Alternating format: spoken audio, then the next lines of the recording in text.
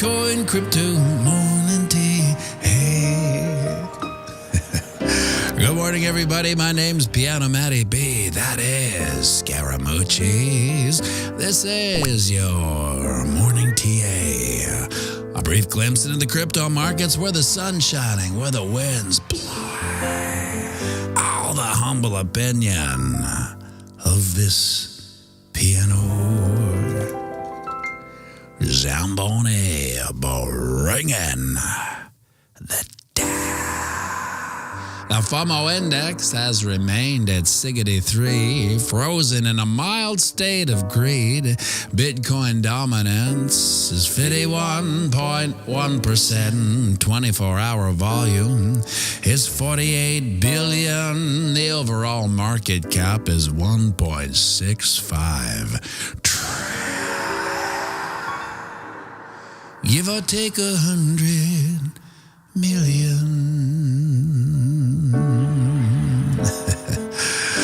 Well, the FOMC meeting has come and gone. Big tech earnings failed to rattle. The ETFs keep on keeping on, while price action yawns it all off. After booze breath Jerry Papow's speech about nothing, the market shuddered in awe and dumped down, finding a bottom and a bounce at 41.8, and spent the majority of yesterday slowly climbing back up and over the 20 and the 200 moving average, peaking out at 43.3, and has weakened back down to a time of production, 42.9, placing us barely above all three moving averages, carving out this larger inverse head and shoulders pattern, and the price probability of this pattern is, and sing it with me now,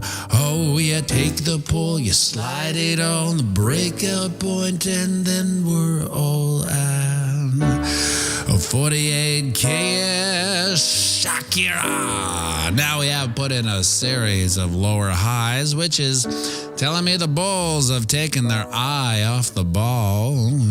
But we have, if you squint real hard, put in higher lows, just barely, but we did. So I would expect some more bearish pressure to possibly play out around 42.4-ish before we see some more upside. Now over on the ding dong, you can see we're just playing footsie with our mean reversion of 43K-ish area, ranging in our channel of eternal monotony for 64 days now. My heartbreakingly optimistic outlook for today would be to see a pump up to and a retest of our channel's resistance at 45.2, because and I say if we don't see some upward action that catches the eyes and ears of retail, we'll have to watch as price action flutters down and possibly retest support at 39.6. Regardless of other moves, it would still just extend and bookend our 65-day tour of this channel. Now over on the ding-dong, you can see we seem to be riding the wave of this bullish hammer candle. Our stay green price for the week would be to close at or above 42K. But what we want to see is price action closing a candle above 44K, maybe 44.4-ish, so we can reverse this show of weakness and establish a new higher high. And if you like watching economic paint dry, there is a rather scary pattern over on the monthly chart, and it's been a while since I've used my free throw analogy, but with this epic spinning top candle that January carved out, signaling mutual exhaustion between the bulls and the bears with the right FUD manipulation and whale games, this free throw lands way down at 30.5-ish. Shut your mouth. Can't you just give us some good news, pianomattyb? And would you look at that, my friends? The sun's up. It's another beautiful day here on planet Earth. Day none of us are guaranteed. We're not guaranteed these days, yet we're lucky enough to have them anyway. So get out there and knock them dead. And remember, we're playing the same game as our psychopathic elected lead. And that's right, it's the long game. So sim out and have a fantastic day.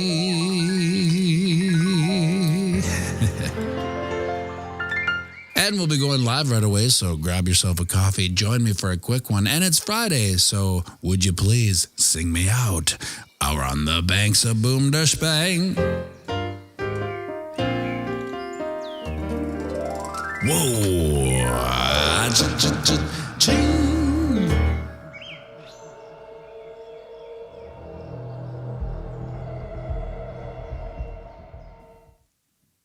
Dave Digital, the goat says, Matty, can you do what Loop Daddy Mark Rebellet does? I don't know who Mark Rebellet is or does. Come to think of it. Is he the guy that was on the Crypto Banter, like Wake Up or something? Like he Crypto Banter would start his live stream with that little thing, that little kind of snippet of him. Let everybody get out of the boons, the cats, the boons, the cats. Is that the guy? I don't know. I'm not sure. But Dave Digital, let me know what he does, and I'll let you know if I can do it. Well, Lord love a duck. If she didn't already hit 42.4, I'm pretty sure. Let me just check this out. 42.4. Yeah, just 42.44. So looks like we already hit that bearish momentum before we can maybe start another leg up. What I like about that is I like the morning fake outs. They come usually you can count on whatever happens before the open at 8:30 or 20 minutes from now. You can a little bit of a correction. Dave Digital, if you get a chance, check out his recent Venice Beach stream. Is he like a looper, so to speak? Like he builds things, like he'll go boots the cats, the boots the cats, the boots the cats, the boots the cat. Then he'll add a bass, booms the cats, the boom boom cats, the booms the cats, the boom boom cat. Then I add a guitar, and I put it all together. If that's what he does. We used to do that, Blackout City Kids. We were like a looping mashup band that would do events. We would take one beat and then we would layer in a chord structure. So let's say A minor, F, C, and G. And then we would play like a million songs that use that chord progression. And even some that don't use that chord progression, we just... You can jam certain melodies over certain keys. That's why everything can be sung over the watch me get demonetized because of that. But that is the chord structure to Don't Stop Believing. And then if you invert it, it just starts in the minor. But they're the same chord structure, basically. Just one starts major, one starts minor. Yes. So I don't know how I got into the Blackout City Kids. You know, I was looking at my YouTube page, and it gets curated because I have premium, and usually people in my family have it as well. So my brother-in-law will log into it, and he lives somewhere else, and Duke uses it, and so it gets curated by whoever is using it. And right now it's cruise ships, and Dan Nord, you never told me Bitcoin went down. Also, I had permanent brain damage from listening to you mash together T-Bach. That's right. Here's an interesting thing. Dan Nord, we lived together in a wacky time of both of our lives. We lived in this really nice condo right off the strip of where my nightclub was. So I would always come back late at night, and Dan was, working in the morning. So he would have to put up with a lot of the noise that happened upstairs. It was kind of like this bi-level. We each had our own type of thing. But it was some crazy times back then. And that's when I did a lot of the production for some of the Blackout City Kids albums. So yes, I thought I had my headphones on the whole time, Dan. So yeah, my YouTube page is curated with cruise ships. And it's like, I know that there is the chicken or the egg, nurture nature. People are different. They don't necessarily share the genetic makeup that you do, but I find there's a strange correlation between Duke's early fascination with stuff. So for instance, he is fascinated with cruise ships. And I mean, yeah, there's a lot of things to be fascinated with. It's just the size of them and all, but I find it interesting because I worked on a cruise ship. So I have a lot of interesting knowledge of the inner workings of a cruise ship. And so every time I go, he's watching YouTube. I'm like, what do you, I look over, he's watching some cruise ship thing. And the bizarre thing about cruise ships is that now things have maybe changed. I'm not sure. Is that, I think he's right outside the door.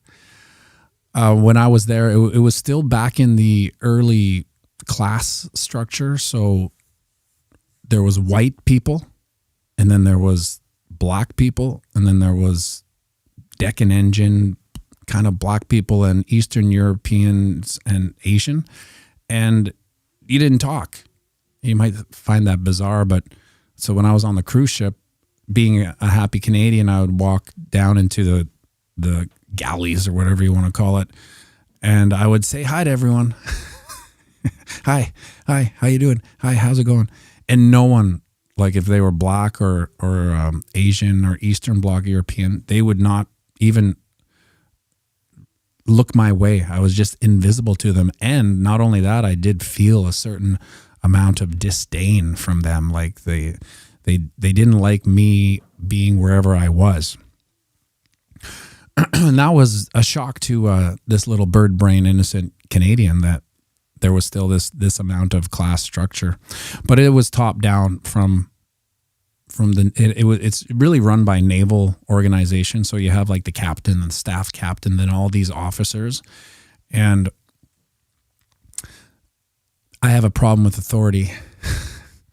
So when they were describing who was in charge, I'm like, well, no, I don't care about that officer. It's like, well, no, he's first officer, Johnny Shabutskiak. Like, yeah, I don't care. I'm just here to deal cards. And so I was like, well, no, you have to follow the rules of the cruise ship. We have rules here. I'm like, nah. I'm just gonna deal the cards and then be on my way. And you guys want to do your things on the cruise ship, all your drills and stuff, because it was drill city. Every week you had to go through the drills for safety and whatnot. How old are you, Matty? You lived through segregation. I've only experienced segregation in county jail. Well, no, that's what I mean. That's why it's so bizarre, because for some reason on the cruise ship, international waters, the class structure was representative of a bygone era. It was still very much like that. And even worse is that we had our own eating quarters with a chef and kind of like a waiter of sorts, where we go, could I get some more coleslaw, and et cetera, et cetera.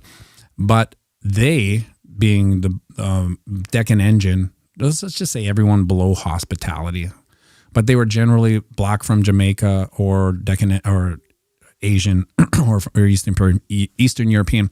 We could go into their cafeteria, and it was basically like a jailhouse cafeteria with a bunch of Bunsen burners under fried rice and eggs and stuff like that. But, when we were tired of our white glove dining area. We could go and slum it into these. And boy, I learned a hard lesson there. You do not want to go in there and take their food.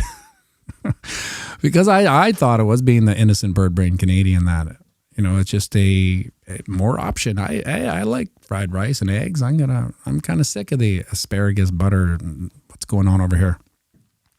So I would go there and grab it, and it was basically like you would hear the clanking of the clack, clack, clack, clack, clack as I walked in, and it would kind of slow down as I approached the Bunsen burners, click, click, click, click.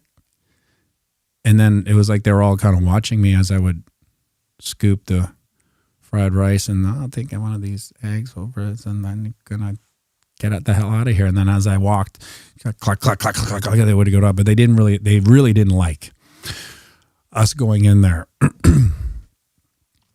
Yeah, J1AC, A1C, 1K1. Yeah, the English and French are top deck arguing about which mustard goes best on roast beef. The scary part was that I spent a lot of the late nights at what's called the staff deck, which is right at the bottom of the cruise ship.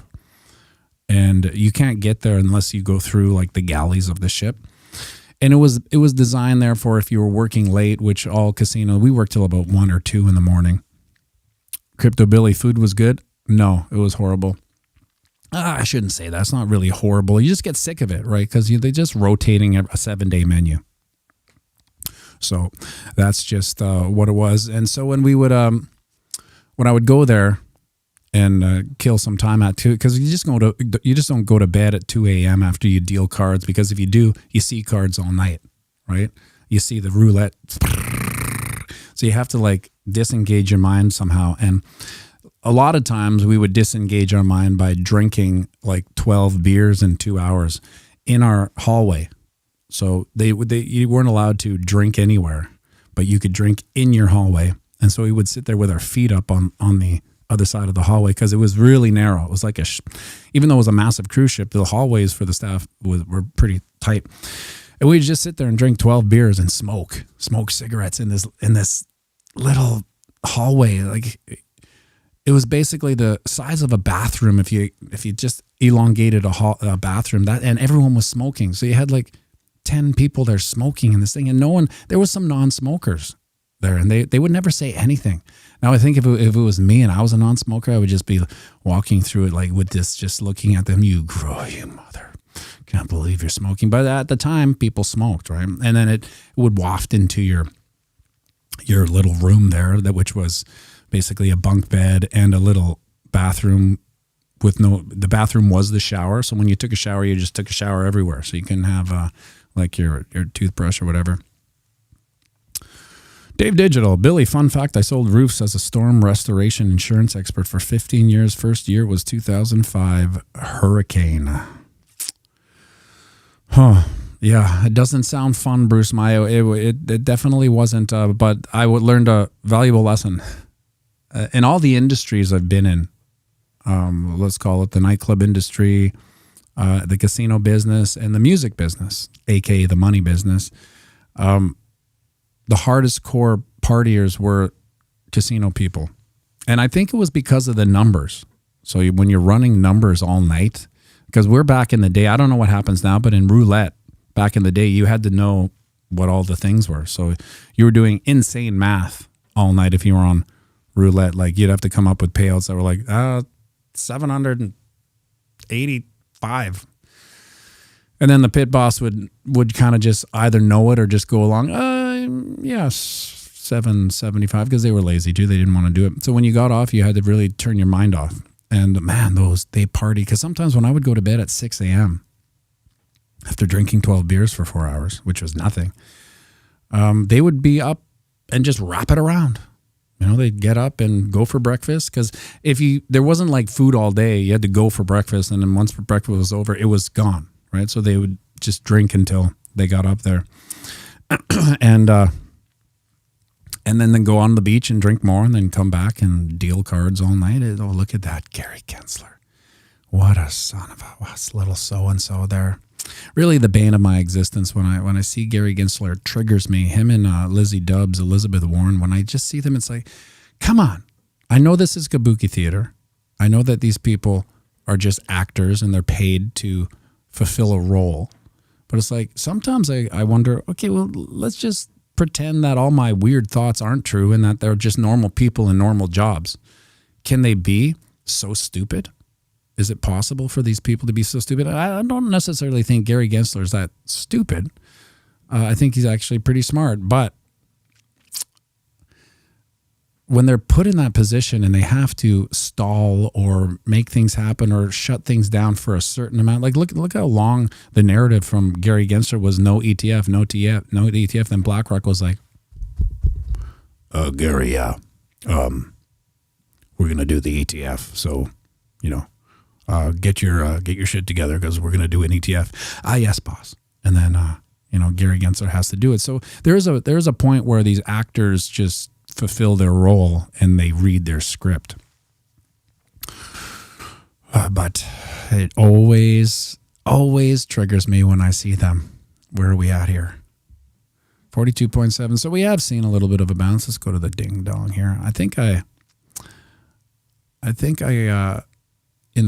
I was watching the video play back, I said ding dong instead of Wookie. So it's no big deal. I'm sure everyone understood what I was going. We can get rid of a Mr. Clean there. So yeah, look at this. This is just a 65-day channel of eternal monotony. Now this is reminding me of the bear winter when we were just sitting there at $25K, even $20,000, and just going nowhere for weeks. It's hard to make videos when there's no price action moving. Yesterday I could have made a video, but I had some things I had to do with Duke early in the morning. But it makes it hard. We are just following down this 20 moving average. Look at the ding. Wick says Gensler is a scapegoat, and we know what they do to scapegoats. Yeah, they give them $20 million golden parachute jobs, no-show jobs at some board for Goldman Sachs for the rest of his life. So he just picks up a paycheck as in honor of what they did for that company while they were in control. And it's just a revolving door, back and forth from government to private, from private to government, etc. It's gross. It's gross. So, heartbreakingly optimistically speaking, 45.2 would be a nice pump today.